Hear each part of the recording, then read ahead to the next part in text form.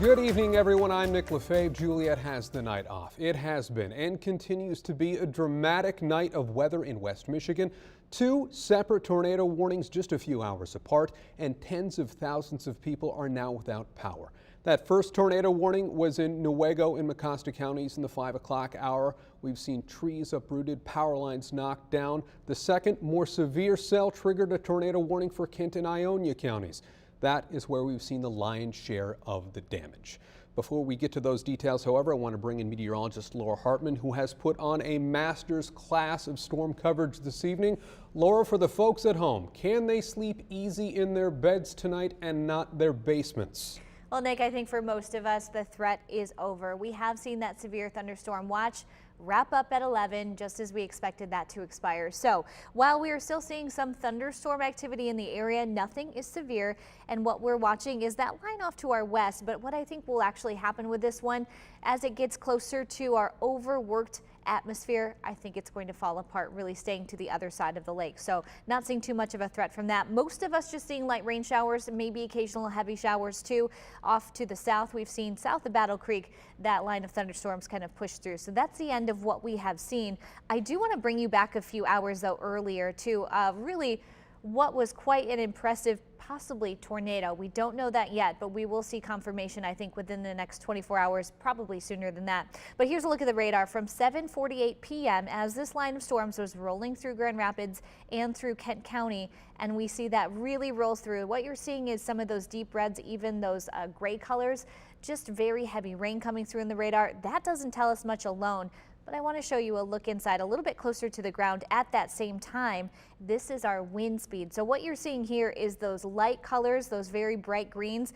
Eventually you're going to see this move off to the east, and as you do, we're going to follow it here, but you're going to see this really tightly couplet with those bright red colors. This signifies tight rotation, and that is likely where we're going to see some of the worst damage from the evening and into the overnight, and that's going to continue shifting off to our east here. So we did see this kind of closely followed through. The tornado warning issued just before 8 p.m. and as we saw that sweep on through off eventually into Ionia County, we did kind of follow that with some of the potential damage there as well going through Lowell area. I'm going to show you that was where some of the worst of the storm reports were, as well as in the metro area. So looking a little bit at the storm reports, you're going to see some live views from these areas, but thunderstorm wind damage for Lowell, lots of trees down, limbs down as well as power lines. And then same thing in the metro area. We saw a lot of thunderstorm wind damage as far as trees down, power lines down too. As for what you can expect for the rest of the night, let's go over this quickly. Looking at scattered rain and thunderstorms, but nothing expected to be severe at this time. I think you'll really see those, especially in the next couple hours, winding down. We should be waking up mainly dry tomorrow morning, and we'll see our next round of showers and storms, maybe severe, coming Thursday night into Friday. So we'll go over that in detail in just a few minutes.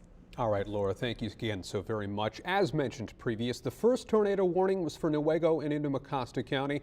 Just some of the pictures here that you sent our way, and you can see the trees uprooted, leaning on buildings. That scene repeated in several places. To that second tornado warning, some of the damage left behind from that round of storms, dramatic. We begin with meteorologist Elena Nearing. She is in the Belknap area of Grand Rapids, where Elena, an apartment complex, appears to have taken the worst of it. That's right, Nick. I am located at the Belknap Lookout, which, if you are not familiar with this neighborhood, it's just north of I-196 and just north of the Medical Mile on Michigan Street. And the damage is substantial. So here is the apartment complex that we were mentioning. The 3/4, I would estimate, of the roof have been blown off. Now, I do want to make mention also of the fact that this is a part of the section of the roof here. There's tons of power lines down, there's branches down everywhere, but this is just a small piece of that roof. The rest of it flew across the street and into these homes over here. This tree lost most of its branches. There's significant damage to these residences as well. And I also spoke with the fire captain who was on scene here, and he told me that he's been working on the force for over 20 years, and this is probably some of the worst storm damage that he's ever seen.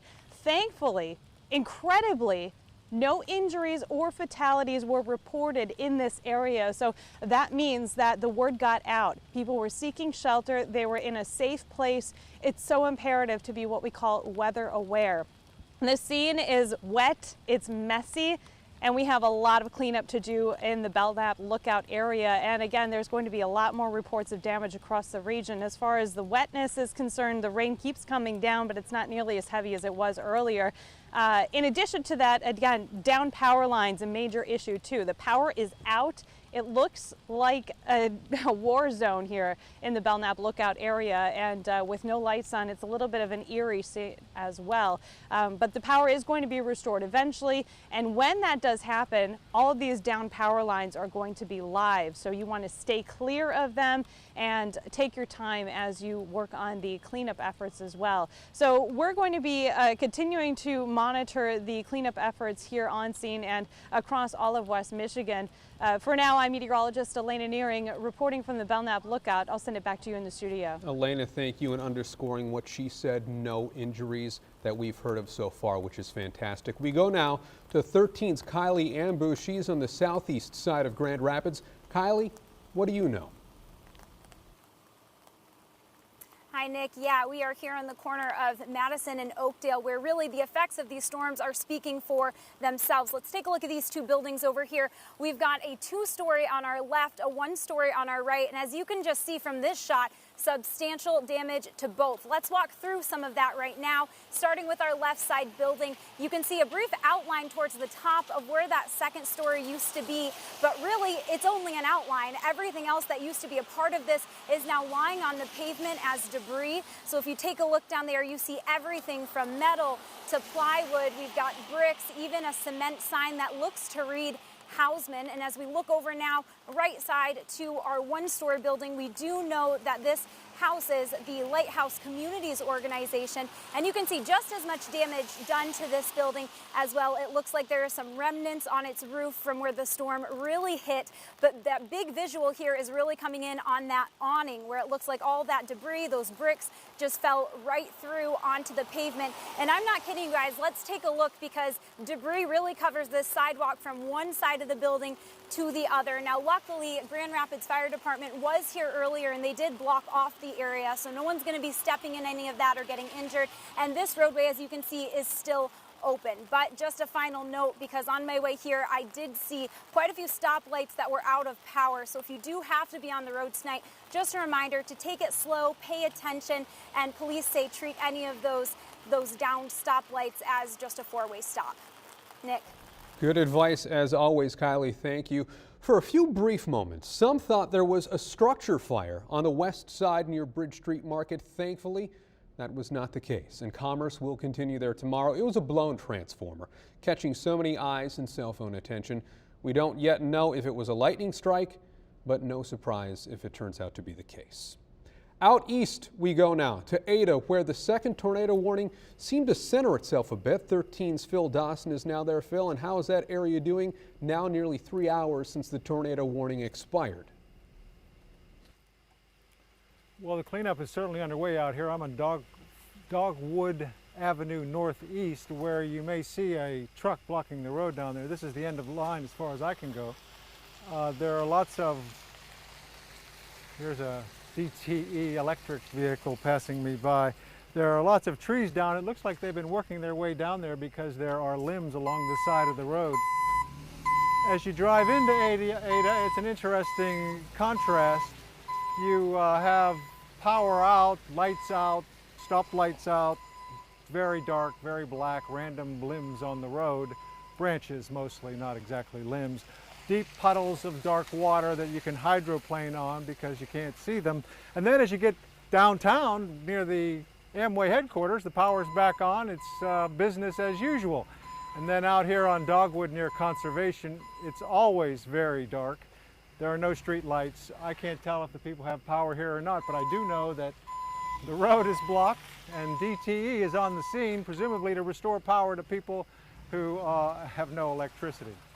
So I don't know exactly what the situation is here further down, not being able to get down there, but we've been told that there are trees down, the road is blocked, and crews are working their way down toward conservation, removing the debris from the road so that people can get by.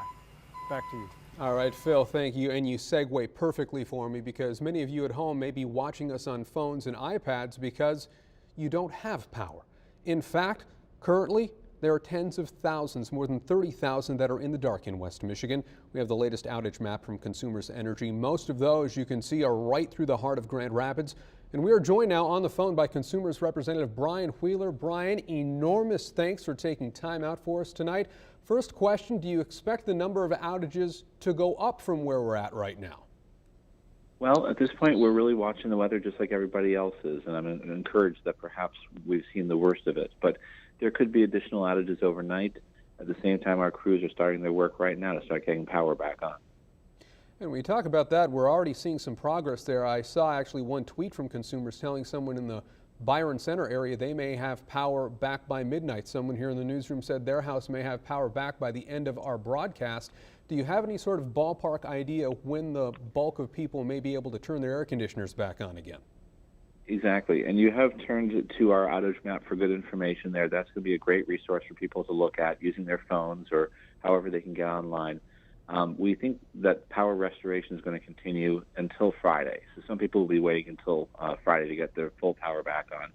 But the work is beginning as we speak. As long as the weather allows us to get out there, get our crews in the field, that's where the work starts to get the power back on. So some folks may see it tonight, others will tomorrow, and the last folks will on Friday. All right. Brian Wheeler from Consumers Energy, we appreciate your work and that of your many crews out there tonight. Thank you once again.